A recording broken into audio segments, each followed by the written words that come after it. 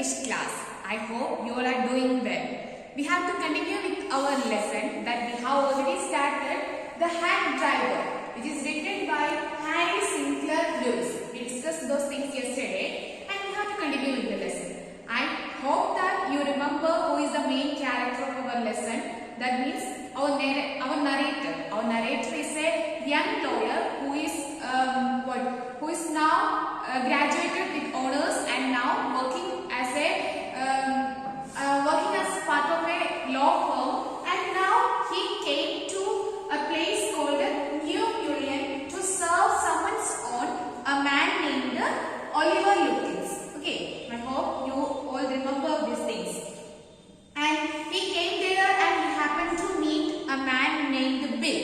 He's a delivery man and he's having a horse cart, and with the help of him, our narrator is in search of Oliver Lutkins. Okay, we stopped. Do you remember where we stopped last class? Yeah, it is on page number 49, last paragraph, second last paragraph. Okay, shall we continue with the lesson? Yes. We drove to Gustav's barber shop. Again, Bill went in first and I lingered at the door. He asked not only the Swede but two customers if they had seen Lutkins. The Swede had known. He said angrily, I haven't seen him and don't care to. But if you find him, you can just collect the $35 he owes me.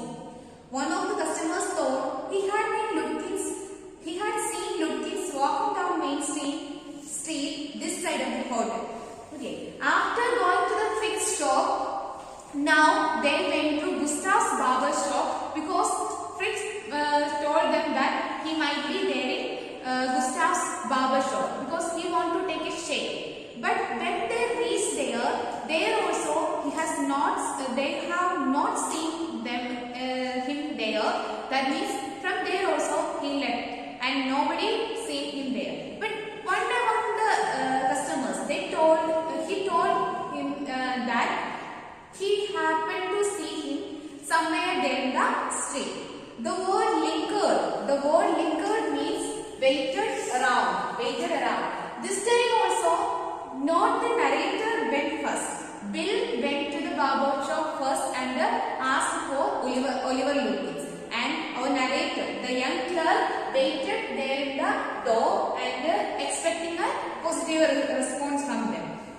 But there also Gustav said that no, I have not seen him, and if you are seeing him, just try to collect the amount of $36 that he owes to me. Okay. There also he is in debt to Gustav. So as we climbed back into the hack, Bill concluded that since Lutkins had exhausted his credit at Gustav's, he had probably gone to Gray's for a shave. At Gray's barber shop, we missed Lutkins by only 5 minutes. He had just left, probably for the pool room.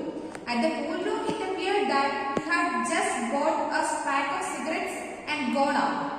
So we pursued him, just behind him, but never catching him. For an hour till it was past 1 o'clock. I was hungry, but I had so enjoyed Bill's rough country opinions about his neighbors that I scarcely cared whether I found Lutkins or not.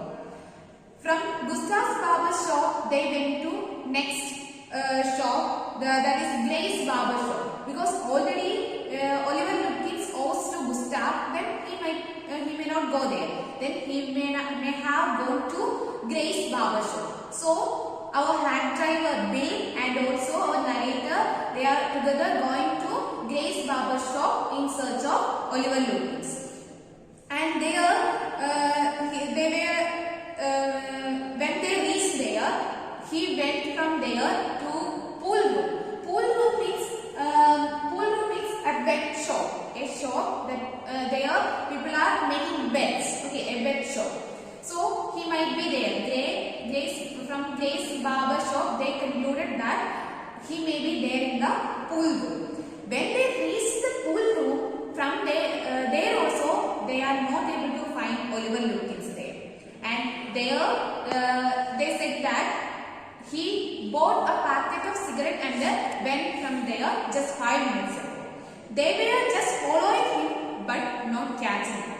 But whatever it is, our narrator, the young clerk, is very much impressed with the behavior and character of his new friend Bill, because he is such a pleasing man and having a pleasing character, very helpful to him. So they were in search of Oliver Lutkin, and sometimes he is enjoying the ride with the Bill, and he was scarcely clear whether I found Lutkin so good. Scarcely here means hardly. Sometimes he was not at all bothered about for what purpose he came there.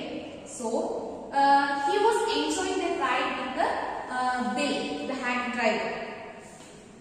Turn the page please. Page number 50. First paragraph. How about something to eat? I suggested. Let's go to a restaurant and I'll buy you lunch. Well, I want to go home to the wife. I don't care much for these restaurants. Only 4 of them and they are all bad. Tell you what we will do. We will get the wife to pack up a lunch for us. She won't charge you more than $50, and it could cost you more for a greasy meal in a restaurant. And we will go up to Bates Hill and enjoy the view while we eat. Okay, it was afternoon 1 o'clock. So he got hungry and he was asking for the lunch. What we will do for the lunch? He asked. A narrator asked to Bill what we will do for lunch. Then he himself suggested that we can buy lunch from a restaurant. But Bill resisted that opinion and he said that no, if you like, I can get the lunch from my wife. We can collect the lunch from my wife. Then she will not pay. She will not force you to pay much price. It will cost $50. So you will get a good meal and it will not cost much, and also it will be good in taste. The restaurants are not good and only 4 are there here, but they are not in good condition, and I prefer that we can get the food from my wife. Okay, and we can have the lunch in the hill, the Bates Hill. During the lunch time, we can sit there and we can enjoy the natural beauty there. Shall we continue with the next paragraph? Yes. I know that Bill's helpfulness to the young fellow from the city was not entirely a matter of brotherly love.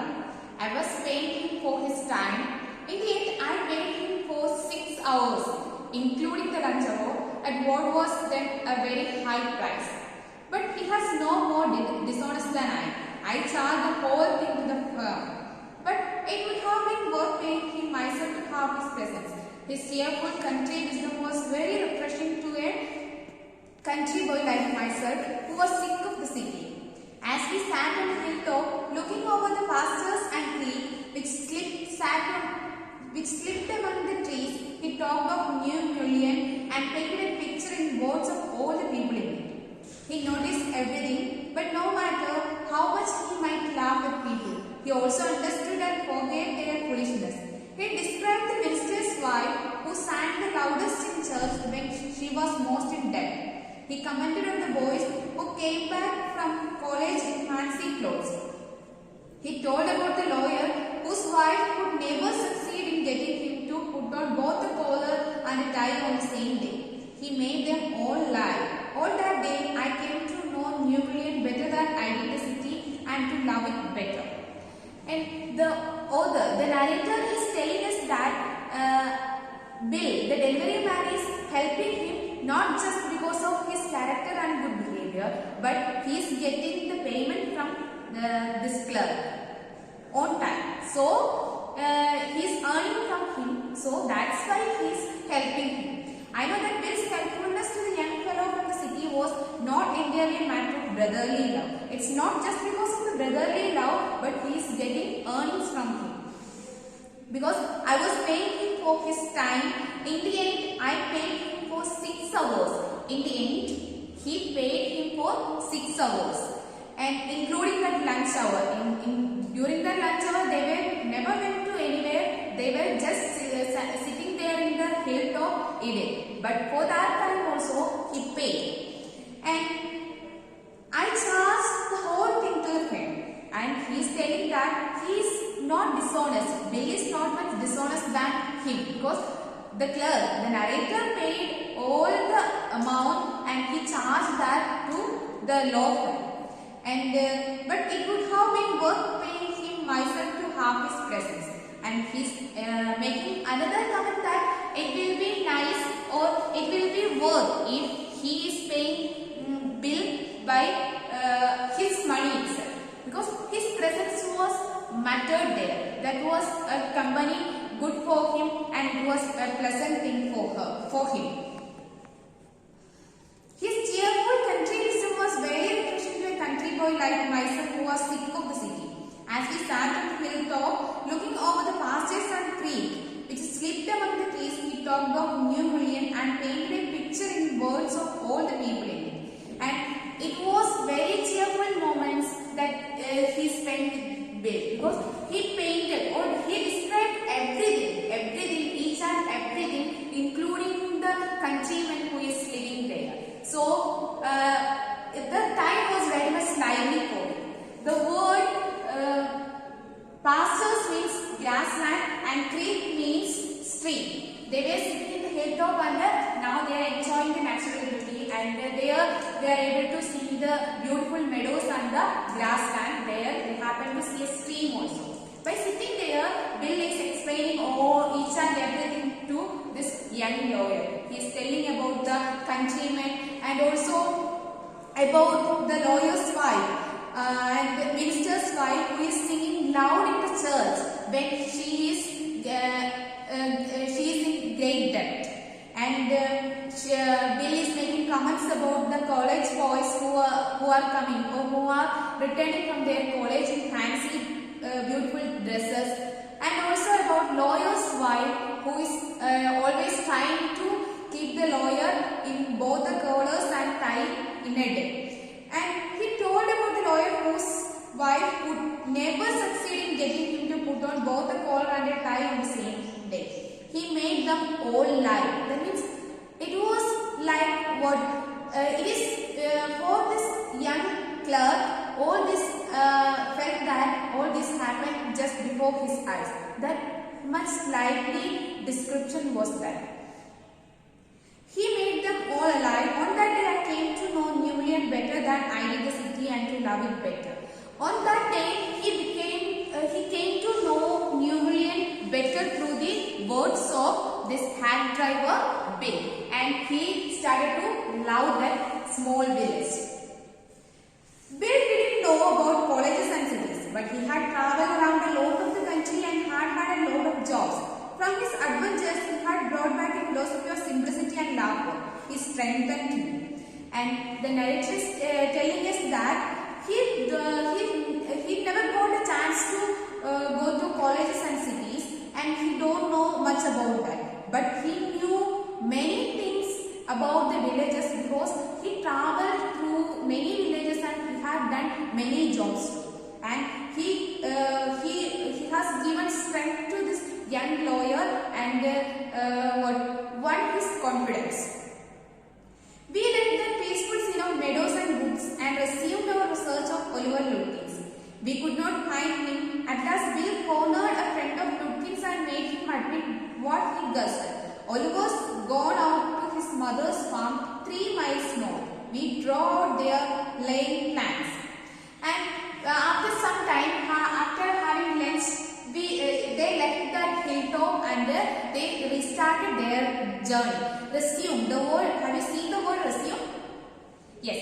The word resume means restart. The word resume means restart. They restarted their journey in search of Oliver Lutkins. And they happened to meet a friend of Lutkins, and he accepted that he might have gone to his mother's farmland. And so that is 3 miles north from New Million. So they started their journey to that farmland.